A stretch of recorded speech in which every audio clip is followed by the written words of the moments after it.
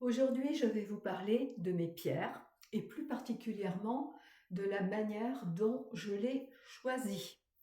Alors, j'ai toujours aimé les pierres et puis voilà, le jour où j'ai compris qu'en fait j'avais cette communication avec les pierres, selon ce qu'on appelle en chamanisme la révélation directe, eh bien, ça m'a amenée à être plus attentive à ce qui se passait entre les pierres et moi.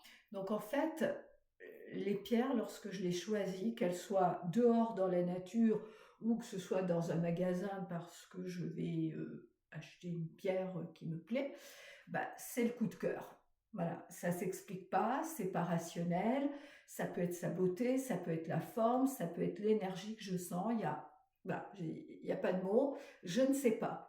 Quand je suis dans un magasin, je me dis pas, ah ben ça c'est telle pierre, ça peut faire ça, parce que ça c'est mon mental. Moi en fait c'est mes tripes, c'est mon ressenti, et je suis attirée donc par la pierre.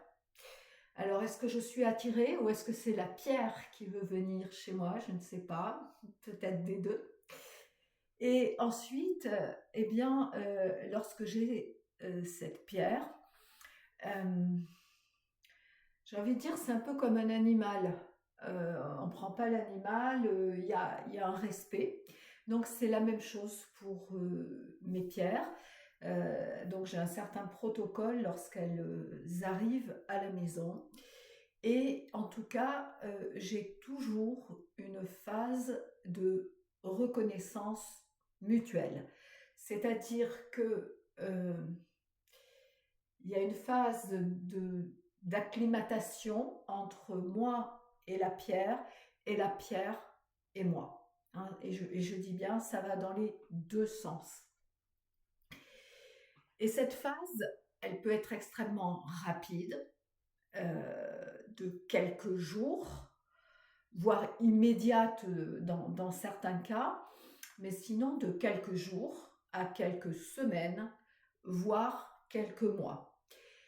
Il y a aussi des pierres qui, qui peuvent rester dans notre environnement pendant des années, sans que forcément, si vous voulez, il y ait une relation, j'ai envie de dire, plus intime, plus de proximité, parce que c'est quelque chose d'autre qui se passe avec la pierre. Enfin, il y a une relation qui se passe, mais qui se passe sur d'autres niveaux. Donc, c'est quelque chose qui peut aussi arriver.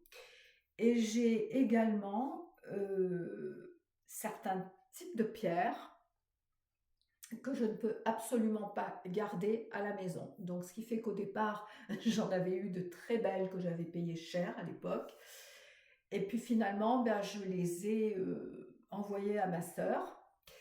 Et puis après, ben, à nouveau, ces pierres sont revenues dans mon champ. J'en ai racheté, sauf que ben, une fois que ces pierres sont arrivées chez moi, eh ben, je ne pouvais toujours pas les garder à l'intérieur.